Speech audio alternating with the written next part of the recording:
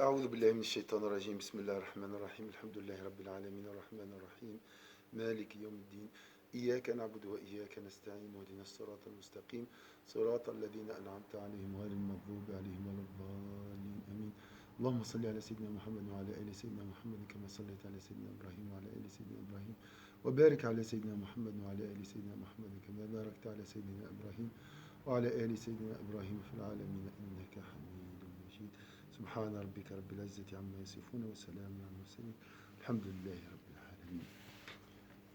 Donc l'appel des proches, l'appel des proches. Le messager d'Allah sallallahu alayhi wa sallam appela son oncle, son clan Beni Hashim après la révélation de ce verset. Donc le dernier verset qu'on a vu, وأنذر عشيرتك الأقربين et avertit les gens qui te sont les plus proches. Ça c'est la première révélation concernant la transmission de messages.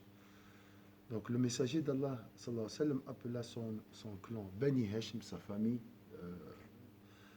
proche, après la révélation de ce verset. Ceux-ci vinrent et avec un groupe de Bani Muttalib, Ibn Abdi Manaf. Ils étaient environ 45 hommes.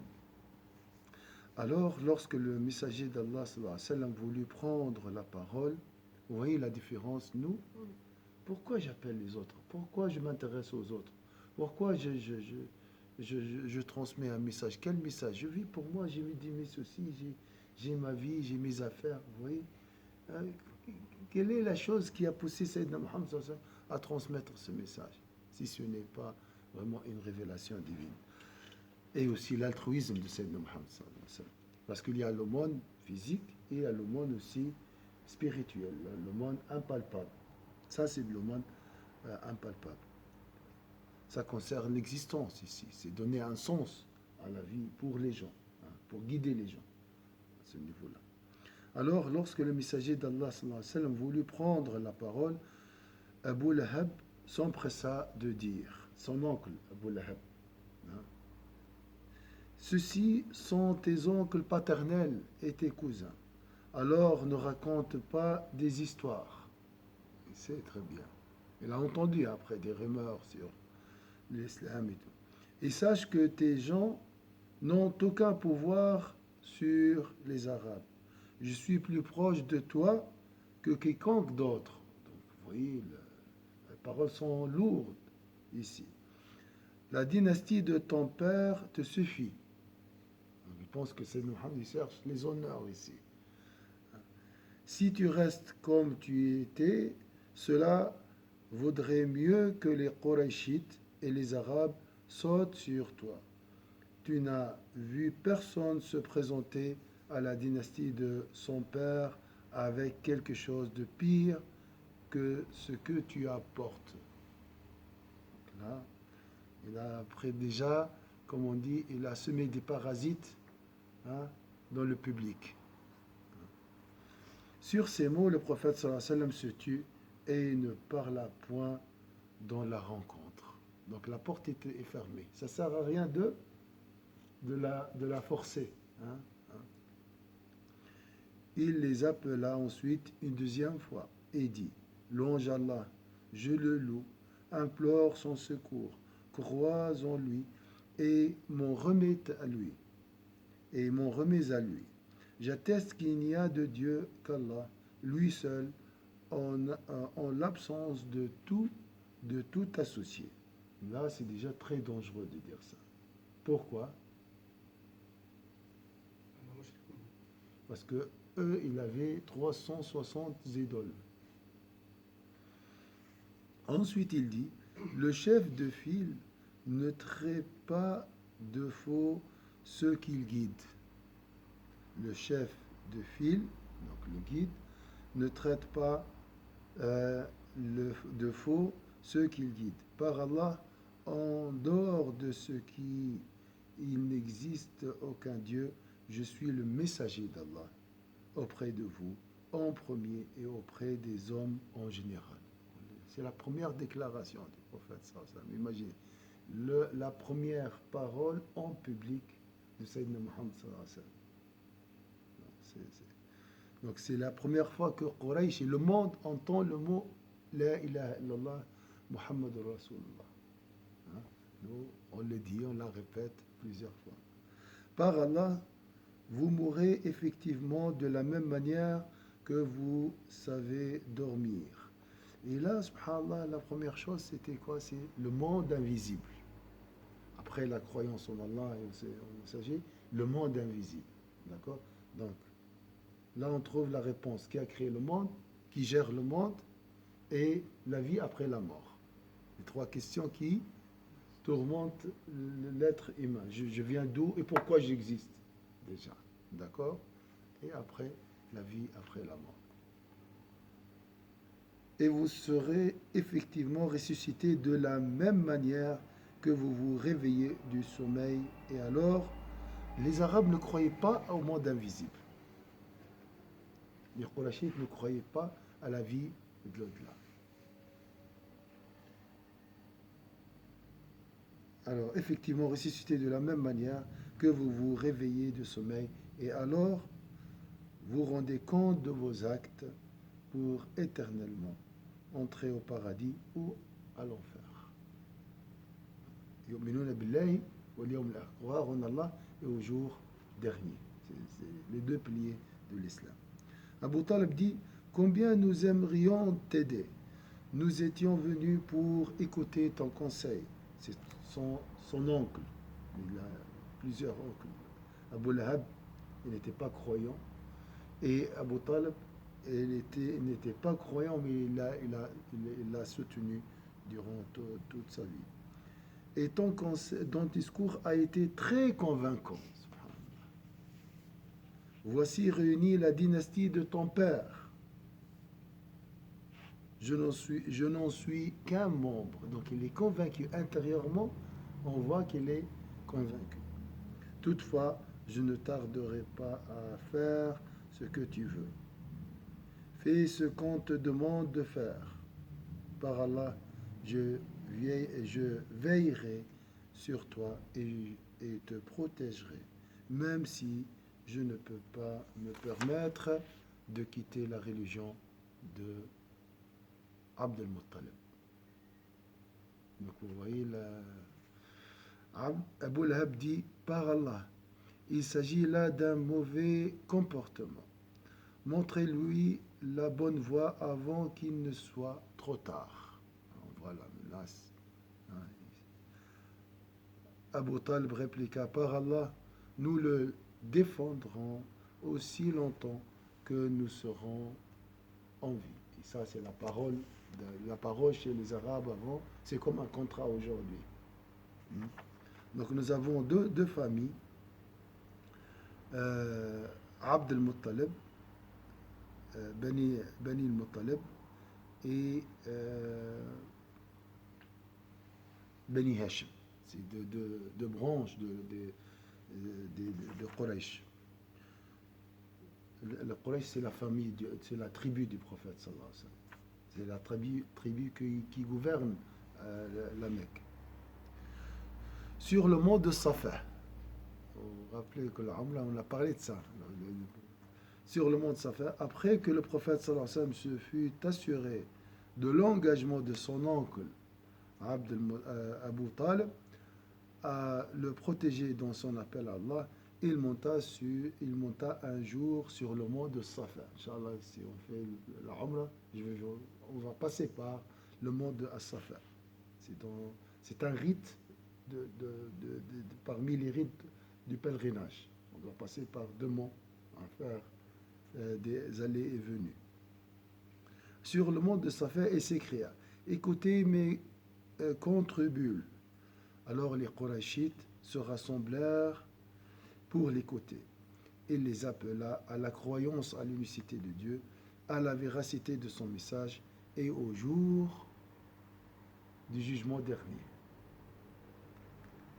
Al-Bukhari a apporté d'Ibn Abbas une partie de ce récit qu'il exprime en ces termes. Après la révélation du verset « Wa anzir ashiratak al-aqrabin », c'est le verset 214, sourate 26, avertis les gens qui te sont les plus proches. Avertis les gens qui te sont les plus proches. Le prophète sallallahu alayhi wa sallam monta au-dessus d'As-Safa, hein, donc c'est à 50 mètres de la Kaaba. De la Kaaba, juste à 50 mètres. Et se mit à appeler Bani Fihr et Bani Uday parmi les Qurayshites. Parce que les Qurayshites, cette tribu a plusieurs branches. Ainsi, ceux-ci se rassemblèrent. Ceux qui ne pouvaient sortir des pécheurs, des émissaires pour s'enquérir de la situation. Donc, il y a, ceux qui ne pouvaient sortir des pécheurs, des émissaires pour s'enquérir de la situation. Abu Lahab arriva en compagnie des Qurayshites.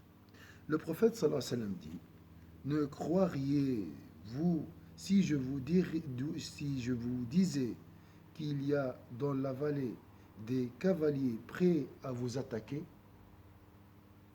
Je répète, me croiriez-vous si je vous disais qu'il y a dans la vallée des cavaliers prêts à vous attaquer? Oui, dirent-ils. Nous ne savons de toi que la sincérité. Il était très connu par deux noms. C'est quoi les deux noms? Digne de confiance.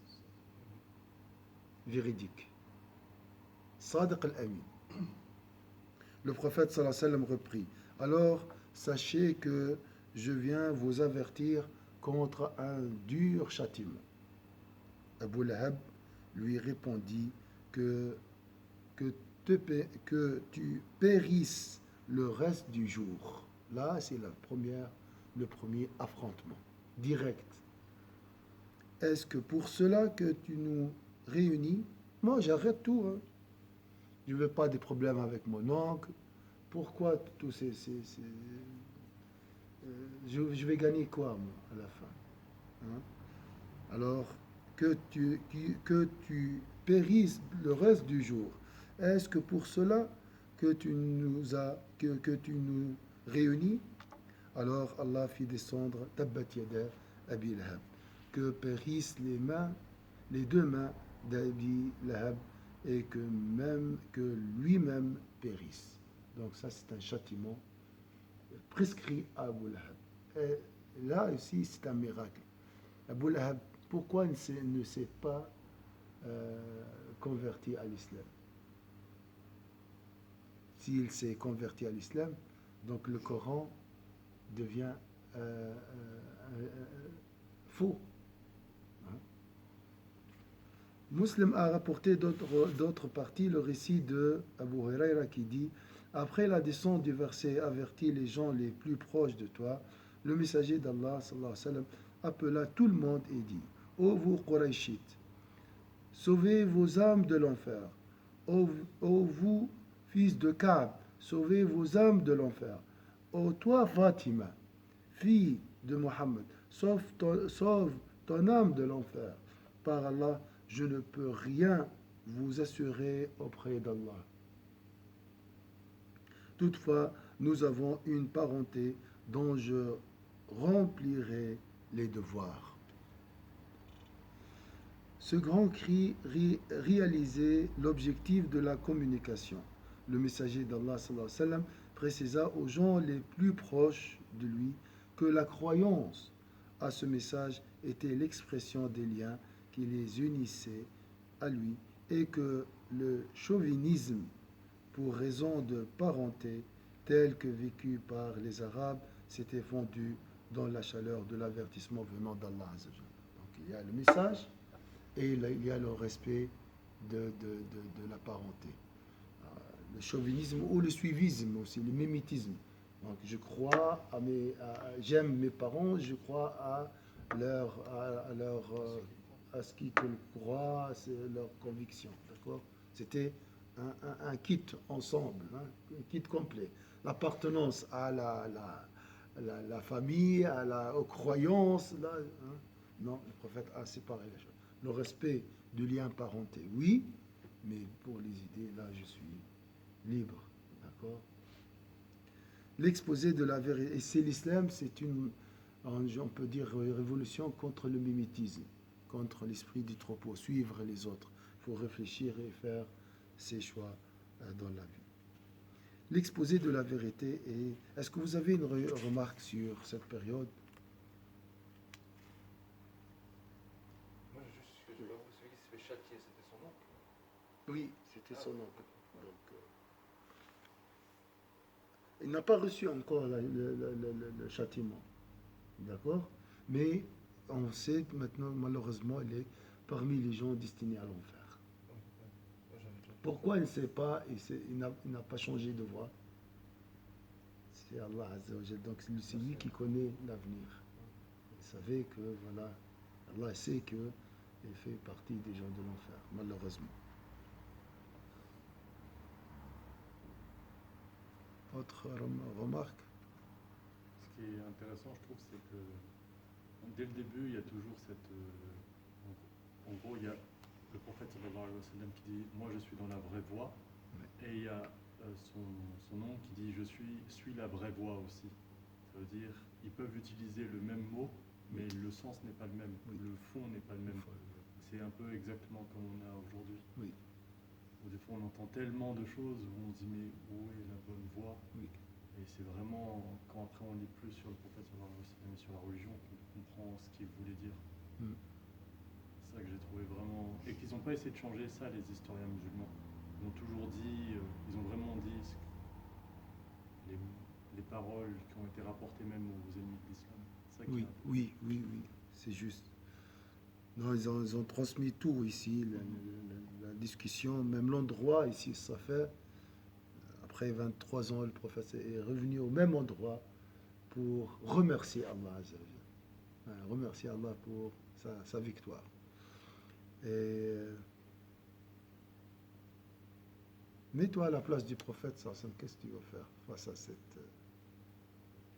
euh, cette opposition? Comment tu vas réagir? C'est difficile de savoir comment on réagirait. Mais je pense que la plupart fuiraient. S'opposer à tout le monde, c'est difficile. Voilà. Déjà, à s'opposer dans une discussion, hein, nous évitons l'opposition. On veut toujours, même si je ne suis pas d'accord, qu'est-ce que je fais? Je me tais. Donc, subhanallah, on voit ici cet apport d'Allah Azza wa Jalla, le soutien d'Allah, la présence d'Allah Azza wa Jalla derrière Sayyidina Muhammad sallallahu alayhi wa sallam, qui le pousse à parler et à continuer.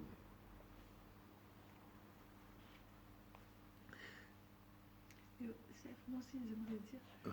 que Sayyidina Muhammad sallallahu alayhi wa sallam, il est venu pour détruire les idoles, mais des fois quand on dit idole, on pense aux idoles physiques, non? Oui. On les détruit, on a vidé, c'est tout. Mais aussi de nos cœurs, parce qu'ils avaient arrivé à un moment où la divinité, ou leur divinité, elle s'est matérialisée, donc concrétisée. Oui, Et des fois, on le voit même maintenant avec l'islam. oui, On concrète Dieu. On dit Dieu, c'est ça. C'est comme si nous, on a le pouvoir de dire qui est Dieu. oui, Alors que la Kaaba, elle est vide. C'est un carré, et nous, on tourne autour d'un carré vide. Donc, et c'est la représentation d'Allah sur terre. oui. Donc, même Dieu, il est beaucoup plus de ce qu'on peut imaginer. Donc, on se soumet à une réalité qu'elle est plus grande que nous. C'est pour ça que c'est Allahu Akbar, et ni même de nos pensées. Oui. Parce que quand on dit Allahu Akbar, on pense qu'Allah, il est grand comme ça, il est plus grand que cette terre. Oui. Et on lui met des limites. Oui, Mais c'est comme si c'était Sayyidina Muhammad sallallahu alayhi wa sallam, il est venu pour nous dire, même pas ça, et voilà. tu vois, Détruire en fait toute image de Dieu dans nos têtes. C'est une force, c'est une puissance, mais qu'on ne peut pas la décrire. Il y a des descriptions, des noms qui nous rapprochent de la réalité, mais nous sommes, on ne peut pas le représenter, on ne peut pas le concrétiser, de lui donner une forme. Et les idoles, en réalité, c'est quoi? C'est une réalité dans leur cœur. Hein. Ça représente le mimétisme, le suivisme des parents. Il faut regarder, ils parlent toujours la dynastie, tout ça. Hein. Ça, c'est très très important chez les Arabes. Et la deuxième chose, aussi l'intérêt. Les idoles, c'est les protectrices des intérêts de Quraysh, l'argent surtout. Hein, c'est les 360, pour eux c'est de l'argent. C'est aussi de l'argent, c'est qui attire les pèlerins à l'époque. Donc c'est très difficile et aussi la gloire, aussi, le pouvoir, les honneurs. Hein, ça aussi, c'est un grand désir.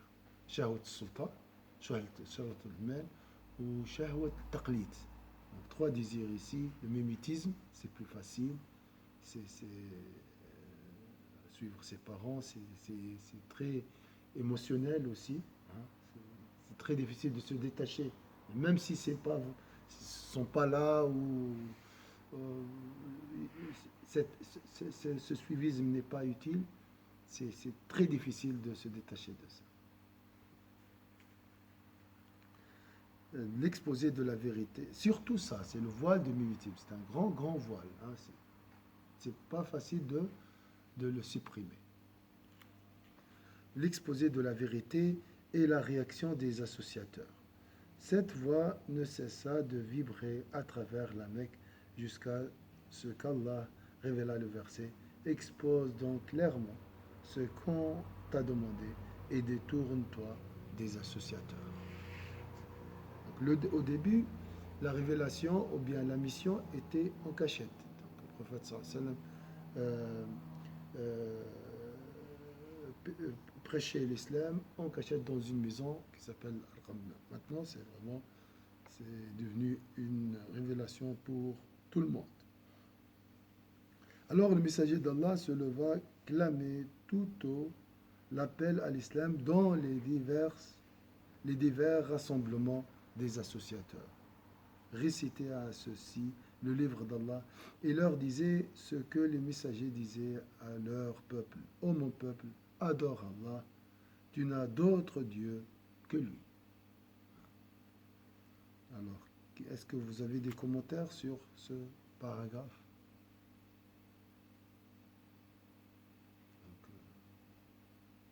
Et là, le prophète sallam allait dans les rassemblements des associateurs. C'est encore plus difficile. Avant, on les a appelés, maintenant, il va chez eux. Ça demande courage, la foi, beaucoup de certitude dans le cas.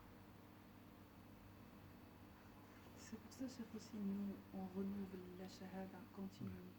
En réalité, ça, on peut l'appliquer à nous-mêmes. Voilà. Comme, voilà,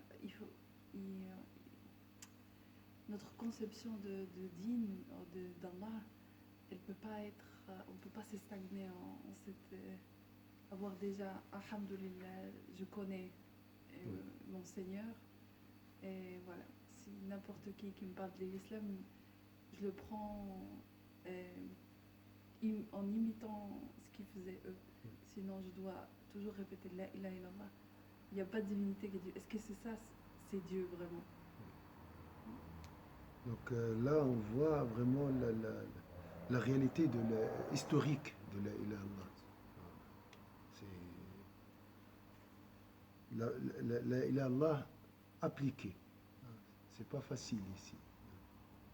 Quand tu dis la ilaha illallah, il faut penser à tout ça, cette histoire. L'origine de ce mot, c'est Allah Azza wa Jal, mais lorsqu'il est descendu sur cette terre, regardez les faits ici, sur Sayyidina Muhammad, sur les Qurayshites. Grâce à ce message, voilà, après 1400 ans, voilà, nous sommes là et nous sommes musulmans.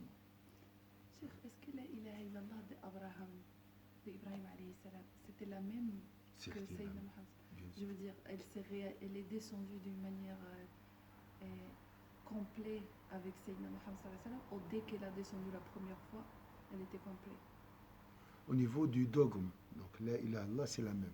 Et au niveau des préceptes, la prière, zakat, tout ça, il y a des différences. tous les prophètes, étaient une introduction à l'islam. La révélation des prophètes, l'avènement des prophètes avant le prophète, c'était une préparation à ce message final. C'était ça la question. Il commença à adorer Allah, le Très-Haut, sous leurs yeux. Et ça, c'est de la provocation, ça, pour, à l'égard des Qurayshites. À cet égard, il priait nuit et jour dans la cour de la Kaaba, au vu et au su de tout. Son appel avait obtenu davantage de réactions favorables. Les gens, un à un, entraient dans la religion d'Allah.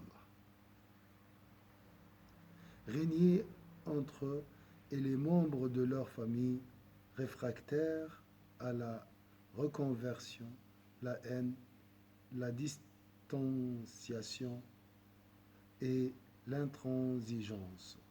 Les Qurayshites étaient crispés d'horreur. Tout ce qu'ils voyaient leur déplaisait. Alors, maintenant, il y a le message, l'affrontement, la discussion, et là, c'est l'acte.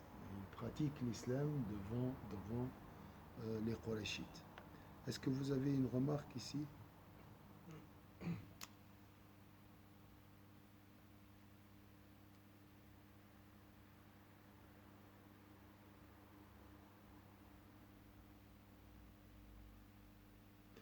Les sœurs qui portaient le voile, par exemple, là, ça, qui dérangent, hein, des fois. Alors que les signes distinctifs là, de l'islam peuvent aussi attirer, comme on a dit, la haine, la distinction, le racisme. On a parlé du noir qui était assassiné aux États-Unis, mais il y a d'autres formes de racisme. Hein. Il n'y a pas que...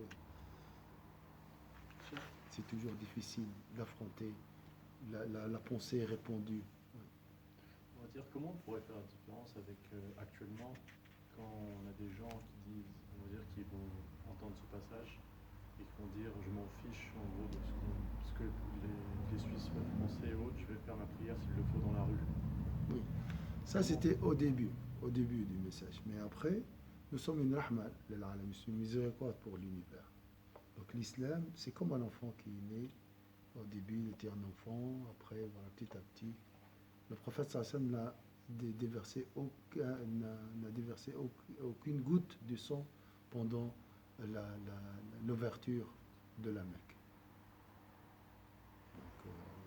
Donc, il y a beaucoup de versets. Il faut discuter avec de la meilleure manière, avec sagesse et tout.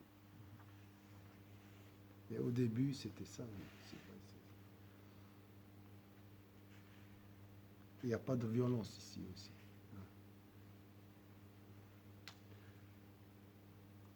Et une autre réponse, peut-être? Vous avez une réponse pour ce qu'elle a dit, Shams?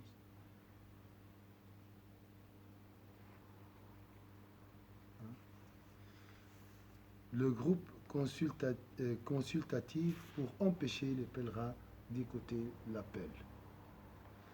Ce jour-là, les Qurayshites avaient d'autres préoccupations. En effet, la publication de l'appel eut lieu quelques jours ou quelques mois avant l'approche du pèlerinage. Or, les Qurayshites savaient que les délégations des Arabes allaient leur parvenir. Alors, ils considèrent nécessaire de dire un mot aux Arabes au sujet de Sayyidina Muhammad sallallahu alayhi wa sallam, de manière à ce que l'appel de celui-ci ne pût comporter aucun effet dans l'esprit des Arabes. Donc, ils voulaient quoi pour les Qurayshites? Qu'est-ce qu'ils voulaient? Bientôt, c'est le pèlerinage. Donc, Sayyidina Muhammad sallallahu alayhi wa sallam transmettait son message. Voilà, les Qurayshites, la Mecque recevra les pèlerins, les délégations arabes. Les Qurayshites doivent agir. Ils vont faire quoi?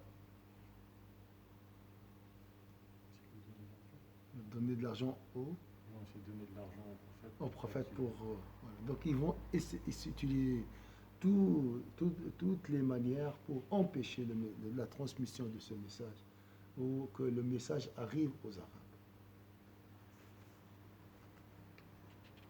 Ils se réunirent, ils avaient, subhanallah, comme un parlement. Hein.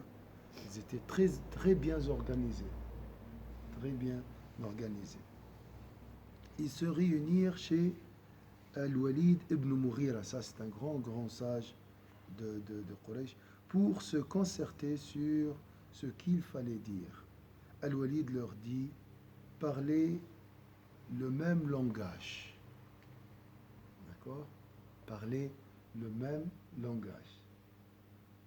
Ne divergez pas au point de vous contredire et d'inscrire vos propos dans une situation de porte-à-faux. Ça, c'est là parler de la méthode, de la logique tout d'abord, hein, de la logique du discours. Vous voyez, l'intelligence ici. Ils dirent, alors toi, vas-y, propose-nous quelque chose à dire. Al-Walid répondit, au contraire, proposez, j'écoute. Ils dirent, nous dirons, c'est un devin. Et maintenant, il y a beaucoup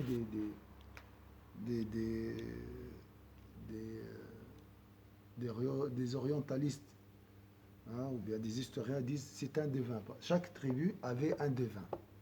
Hein. Donc, Sayyidina Mohammed, pour eux, c'est un devin parmi les devins existés à l'époque. C'est un devin. Al-Walid dit, non, par Allah, ce n'est pas un devin. Nous avons vu les devins et il n'a ni la carrure ni l'allure d'un devin. Ils dirent, alors nous dirons que c'est un fou. Ça veut dire quoi fou ici? C'est pas un fou qui a perdu la raison. qui a été pris par un Majnoun, le mot Majnoun en arabe, ça veut dire quoi? Qu'il a un djinn. djinn. Qui est possédé. D'accord? Qui reçoit cette révélation à travers un djinn. Ils avaient cette idée aussi, les Arabes. Hein? Al-Walid a repris, il n'est pas fou. Nous l'avons vu le fou, et nous savons le reconnaître. Il n'en a ni l'agressivité, ni l'agitation, ni la confusion. Il est calme, il n'est pas agressif, il n'est pas agité. Ils dirent, donc nous dirons que c'est un poète. Et les Arabes aussi, c'est presque la même. Les Arabes pensent que le poète recevait la poésie à travers un djinn. Chaque poète a un djinn, d'où il s'inspire sa poésie.